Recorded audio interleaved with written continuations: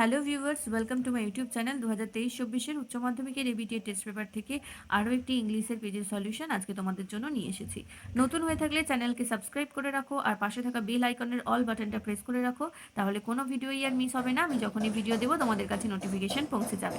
চলো তাহলে আজকের ভিডিওটা শুরু করি। আজ আমি তোমাদের সাথে শেয়ার করব 299 নাম্বার পেজের আনসিন।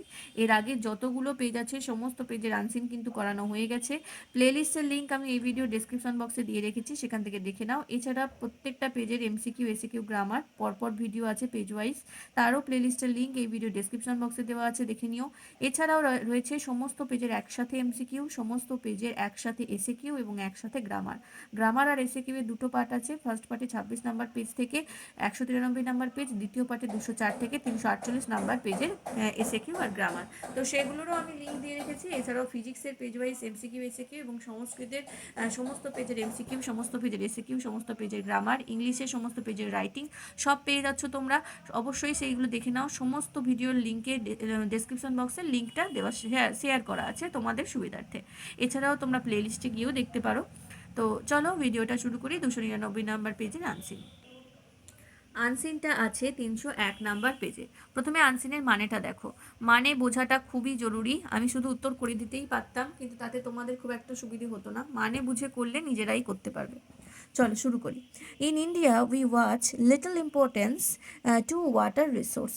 ভারতবর্ষে আমরা জলের উৎসর দিকে খুব কমই গুরুত্ব দিই। Water is consider to be abundant. এখানে জল পর্যাপ্ত পরিমাণে পাওয়া যায়। Each of us misuses it. সেই জন্য আমরা বেশিরভাগ মানুষই জলের অপব্যবহার করি। India gets a fair amount of monsoons. ভারতে মানে সঠিক পরিমাণে বৃষ্টিপাতও হয়। বর্ষাকালে বেশ ভালোই বৃষ্টি হয়। Floods resulting from heavy monsoon showers are in annual features is almost every part of our country. আমাদের দেশে প্রায় বেশিরভাগ দেশ প্রান্তেই মনসুনে বা বর্ষাকালে বৃষ্টি হয় এবং বন্যাও দেখা দেয়।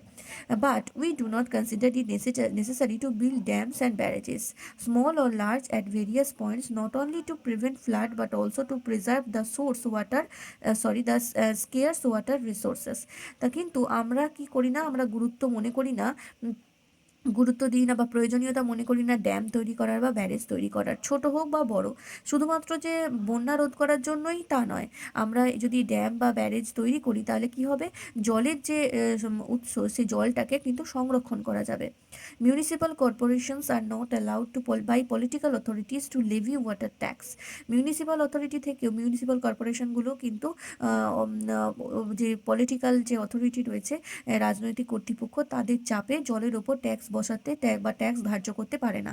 Because the latter think that such a step will affect there vote banks. কারণ পলিটিক্যাল অথরিটিসরা মনে করে যে যদি জলের ওপর কর ধার্য করা হয় তাহলে কিন্তু তার এফেক্ট পড়বে তাদের ভোট ব্যাঙ্কের উপর।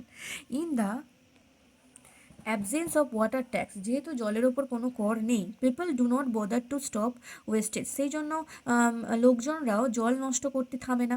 In most places where water had been levied, যে বেশিরভাগ জায়গায় যেখানে জলের ওপর কর ধার্য করা হয়েছে, ওয়াটার হ্যাজ বিন সাকসেসফুলি কনজার্ভড, সেখানে কিন্তু জল সঠিকভাবে সংরক্ষিত করা হচ্ছে। The exploitation of ground water resources has reached an alarming level. আমরা যে ভূগর্ভস্থ জল যে রয়েছে তার যে শোষণ, সেটা কিন্তু একটা অ্যালার্মিং লেভেলে গিয়ে পৌঁছেছে। The high rises in cities are the worst culprits of in this ground. আর এক্ষেত্রে সবথেকে বড় অপরাধী হচ্ছে শহরের মধ্যে যে হাই রাইজেস মানে বড় বড় বিল্ডিংগুলো তৈরি করা হচ্ছে সেইগুলো। Municipal authorities allow indiscriminate constructions of high rises. Municipal authority থেকেও যেখানে সেখানে বড় বড় উঁচু বিল্ডিং তৈরি করার পারমিশন দিয়ে দিচ্ছে। The policy of some governments to supply free electricity to farmers lead farmers not to switch off the pumps to stop abuse of excess ground water. কিছু কিছু জায়গায় কি হচ্ছে, সরকার থেকে ফ্রিতে চাষিদেরকে ইলেকট্রিসিটি দেওয়া হচ্ছে। এর ফলে কি হচ্ছে, চাষিরা পাম্পে সুইচ অফ করছে না। এর ফলে প্রচুর পরিমাণে গ্রাউন্ড ওয়াটার বা ভূগর্ভস্থ জল নষ্ট হয়ে যাচ্ছে। Enormous quantities of ground water are waste in the process. আর এই প্রসেসের মধ্যে দিয়ে একটা বড় পরিমাণ ভূগর্ভস্থ জল নষ্ট হয়ে যাচ্ছে। তা আশা করি বুঝতে পেরেছো। চলে আসবো ট্রু ফলসে। এর দাগে we Indians are careful of not wasting water. জল নষ্ট না করার প্রতি আমরা ভারতীয়রা সতর্ক, এটা হবে false. We often misuse water. আমরা প্রায়ই জলের অপব্যবহার করি, true. Monsoon showers flood is almost every part of our country. বর্ষার সময়ে বর্ষার জলে বন্যা হওয়া আমাদের দেশের বেশিরভাগ অংশেই হয়ে থাকে। True. High rises in cities do not abuse water. শহরে যে বড় বড় বিল্ডিং তৈরি করা হয় সেটা জলের অপব্যবহার, তার ফলে জলের অপব্যবহার হয় না, এটা হবে ফলস। তাহলে প্রথম একটা false, 2 নম্বরেরটা true, 3 নম্বরেরটা true, 4 নম্বরেরটা false.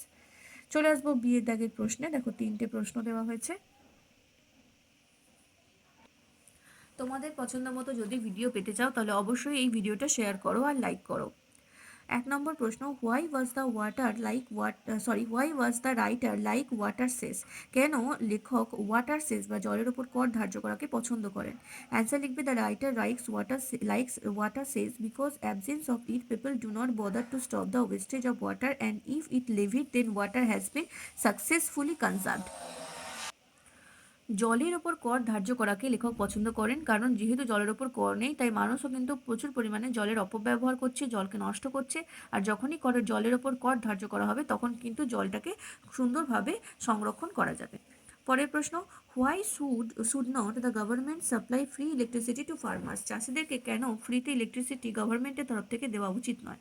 Answer হয়ে যাবে, the government should not supply free electricity to the farmers because it lead them not to switch off the pumps to stop abuse of excess groundwater।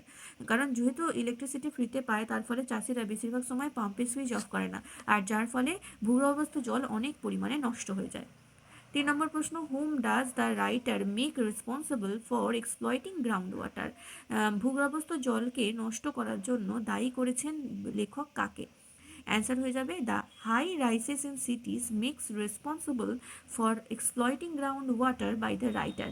তাহলে আমাদের যে শহরগুলোতে যে বড় বড় বিল্ডিংগুলো তৈরি হচ্ছে সেইগুলোই হচ্ছে জলকে এক্সপ্লয়েট করার বা ভূগর্ভস্থ জলকে নষ্ট করার প্রধান কারণ বা প্রধান কালপ্রিট বলা যেতে পারে বক্তা বা রাইটারের মতে। আশা করি তোমাদের কাছে ক্লিয়ার হয়েছে আনসিনটা এবং প্রশ্নগুলো। তো যদি যদি ভিডিওটা ভালো লাগে প্লিজ একটু লাইক শেয়ার করে দাও। তোমাদের জন্যই আমি তোমাদের সুবিধার্থে তোমরা যা যা ভিডিও চাইছো নিয়ে আসছি, রাইটিংও তোমরা পেয়ে যাচ্ছ, তো সবই তোমাদের জন্য দেওয়া হচ্ছে। অবশ্যই তোমরা ভিডিওটা একটু শেয়ার করো, একটু লাইক করে দাও। আর আগের ভিডিওগুলো যদি না দেখে থাকো তাহলে ডেসক্রিপশন বক্স দেখো, সেখানে সমস্ত লিঙ্ক তোমরা পেয়ে যাবে। এমসিকিউ এর লিঙ্ক, এসএকিউ এর 2টো পার্ট, গ্রামারের 2টো পার্ট, আনসিনের প্রত্যেকটা page wise solution, MCQ SAQ গ্রামারের পেজ ওয়াইজ সলিউশন, এছাড়াও রাইটিং আর ব্রড কোশ্চেন আমি নিয়ে আসবো যদি তোমরা বেশি বেশি শেয়ার এবং লাইক করো ভিডিওগুলো। এছাড়াও সংস্কৃতের সমস্ত পেজের একসাথে এমসিকিউ, সমস্ত পেজের একসাথে এসএকিউ এবং সমস্ত পেজের একসাথে গ্রামার। ফিজিক্সেরও তো page wise MCQ SAQ grammar দেওয়া হচ্ছেই। তো তোমরা ভালো লাগলে শেয়ার তো করবেই, তার সাথে নতুন হয়ে থাকলে চ্যানেলটাকে সাবস্ক্রাইব করো। দেখা হচ্ছে খুব তাড়াতাড়ি পরবর্তী ভিডিও নিয়ে। Thank you.